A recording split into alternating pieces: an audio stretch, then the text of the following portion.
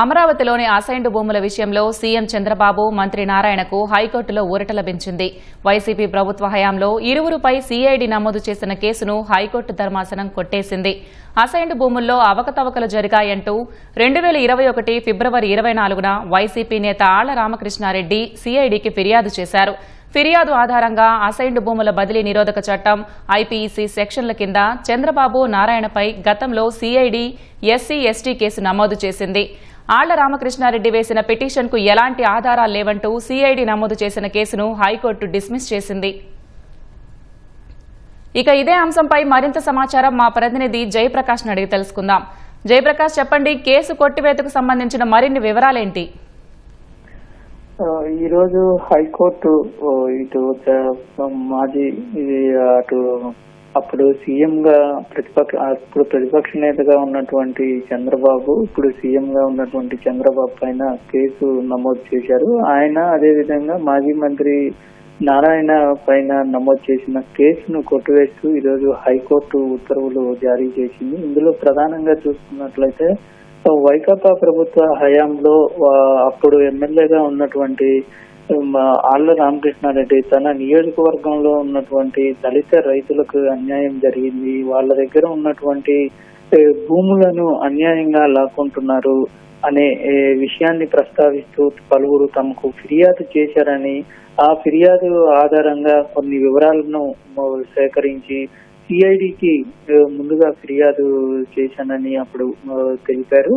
ఆ ఫిర్యాదులో కొన్ని అంశాలను పేర్కొన్నారు. అయితే సిఐడి ఆ ఫిర్యాదు తీసుకున్న తర్వాత కొంతమందిని ప్రాథమికంగా విచారణ జరిపిన తర్వాత కేసు నమోదు చేసింది. ఆ కేసును కొట్టివేయాలని కోరుతూ ఇటు చంద్రబాబు అదేవిధంగా ఇటు మాజీ మంత్రి నారాయణ ఇరువురు పిటిషన్ దాఖలు చేశారు. ఆ పిటిషన్ దాఖలు చేసిన తర్వాత ఇటీవల కాలంలో ఆ పిటిషన్ మీద విచారణ జరిగింది. సీఎం చంద్రబాబుకి అదేవిధంగా మాజీ మంత్రి నారాయణకు ఈ విషయాలతో సంబంధం లేదని, ఇటు ఆ పిటిషన్ లో పేర్కొన్నట్టు ఎటువంటి ఆధారాలు లభించని కారణంగా ఈ కేసును కొట్టివేస్తున్నామని ఉత్తర్వులు జారీ చేసింది.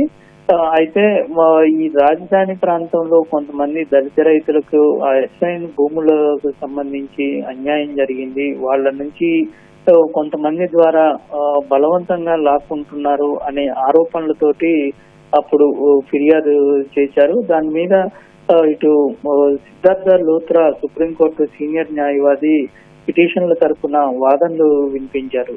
ఎక్కడ ఎటువంటి అవకతవకలు జరగలేదు, పిటిషనర్లకు అక్కడ దళిత రైతులకు అంటే వాళ్ళ భూములకు సంబంధించి ఎటువంటి సంబంధం లేదు, కేవలం కావాలని రాజకీయ దురుద్దేశంతో ఈ కేసులో ఇరికించే ప్రయత్నం చేశారని, దానికి సంబంధించి వీళ్ళ ఇద్దరికి సంబంధించి ఎక్కడ పిటిషనర్లు అక్కడ నేరుగా వాళ్ళతోటి సంభాషించింది ఇటువంటి విషయాలు ఏమీ లేవని, దానికి సంబంధించిన పూర్తి ఆధారాలు ఉన్నాయని కోర్టుకి తెలిపారు. మరోవైపు అటు కోర్టు అంటే గతంలో ఇటువంటి కేసులపైన ఉన్నత న్యాయస్థానాలు ఇచ్చినటువంటి తీర్పులను కూడా కొన్ని ఇటు న్యాయమూర్తి ముందు ప్రస్తావించారు.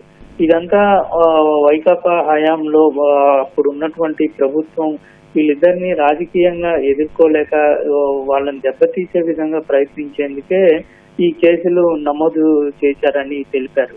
ఈ విషయాలన్నింటినీ పరిగణలోకి తీసుకున్నటువంటి న్యాయస్థానం ఇటీవల విచారణ జరిపి తీర్పుని రిజర్వ్ చేసింది. నేడు ఆ కేసుని కొట్టివేస్తూ నేడు ఉత్తర్వులు జారీ చేసింది. ధన్యవాదాలు జయప్రకాష్.